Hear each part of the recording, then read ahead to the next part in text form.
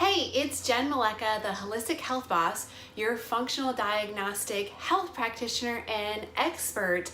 And this week we need to talk about kissing. Now, let me get into this for you. I'm just getting back into the groove of things after attending the PaleoFX and National Association for Nutrition Professionals conferences, where I was surrounded by some of the biggest and brightest minds in the functional and holistic health world. And it was absolutely fascinating. I am beyond excited about the plethora of new research and information that is coming out in light speed in regards to health and well-being. It seems like everything that we know about it is changing all the time. Now, it's absolutely fascinating, but I can't help but think that we are actually, in some sense, overcomplicating things when it comes to our health. Now, there was a ton of talk at the conferences around new health monitoring gadgets and lab testing, which is all great, but essentially you could spend thousands of dollars and hours chasing results and trying to find an answer that might already be within inside of you. Now, chasing these so-called standards of health, diets, and exercise is really not where the answers lie. Now, don't get me wrong. I am a big fan of using functional lab testing and different health monitoring tools to find clues and healing opportunities. I do this with all of my clients.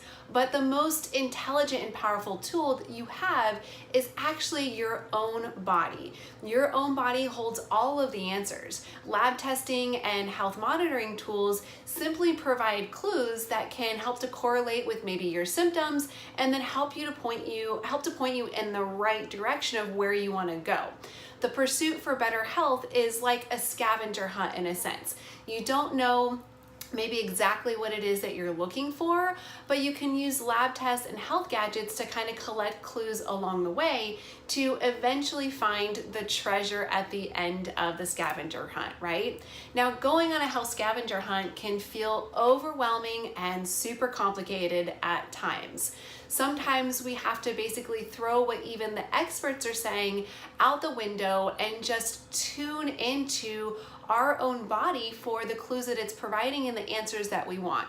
So for lack of better words, sometimes we need to KISS. Keep it simple, stupid. Now, this is a phrase that I picked up in my previous days of project management in the corporate wellness industry. When projects would start to get, a little crazy or out of control, we had to remind ourselves to go back to the basics and keep it really simple.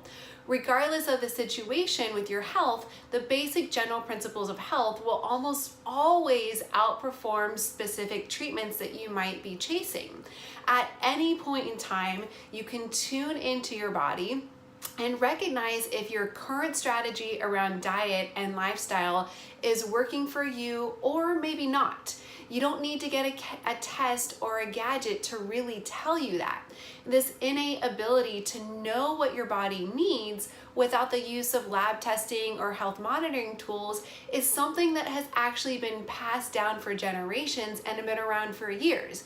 Yet connecting with our body has almost been lost in our material world, which is why we struggle so much now. So in this week's blog, I wanted to talk to you more about basically tuning into your body, tuning out sometimes what the experts are saying, and seeing what we can learn from our elders in order to create better health from ourselves, and understanding what are some of the basic general principles of health that have supported people through time. Now, some of the most common questions I get asked by people who are seeking better health are almost always related to diet and exercise. Now, diet and exercise are topics that we have certainly made overly sophisticated and complicated in our modern world. I see so many people get lost, frustrated, and eventually giving up on their health because they've been chasing down, specific diets or exercise routines that happen to work for other people, but may not be necessarily right for them. Now, one of my friends, Jason Prail, traveled the world recently studying the healthiest populations. And the questions that he also got asked from people back in the US was, how did they eat specifically? It's no doubt that when people think about health and longevity, diet and exercise are the top two subjects on most people's mind because that's what we think most health is related to. Now, Jason didn't find the healthiest and longest living people on the planet eating one particular diet at all or doing one type of exercise. There was a lot of variance against all the populations. What he did find without any lab tests or health monitoring tools was that the healthiest, oldest people on the planet are healthy because they actually keep it simple. They simply get up when the sun rises in the morning time. They simply eat what is local and seasonally available to them. They simply move their body every day by walking or working. They simply spend quality time with family and friends as a way to decompress and connect.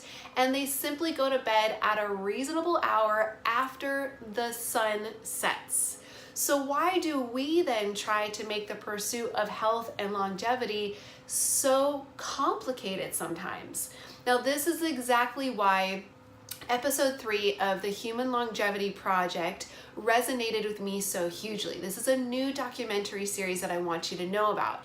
And episode 3 cuts through the noise and dispels many of the myths surrounding these sometimes polarizing topics of diet and exercise that we tend to make so complex. And it focuses on the simple facts that actually truly promote health. Now, in episode 3 of the documentary, it investigates the diet, eating habits, and how the healthiest populations view movement and exercise. You might find it fascinating that there isn't a single diet that is uniform across all of these cultures at all, yet they have great health outcomes.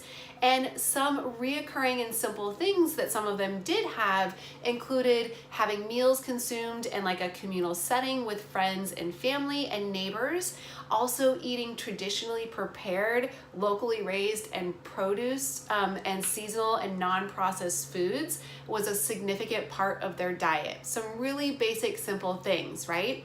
Now, the episode also shows how overly restrictive diets, which are very now common in the Western world, are detrimental to our health and over time to the health and diversity of our microbiome, which requires a wide variety of plant foods and other types of foods to basically thrive.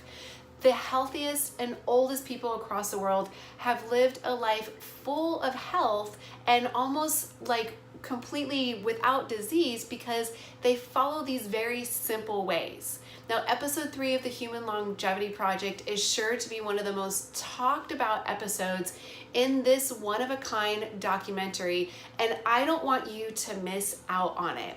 So you can also learn how to keep it simple. You can tune in today at 5 p.m. Eastern Time to watch the documentary by clicking on the links below or going back to the email that you found this. So you can get these simple tips to improve your health and longevity as well.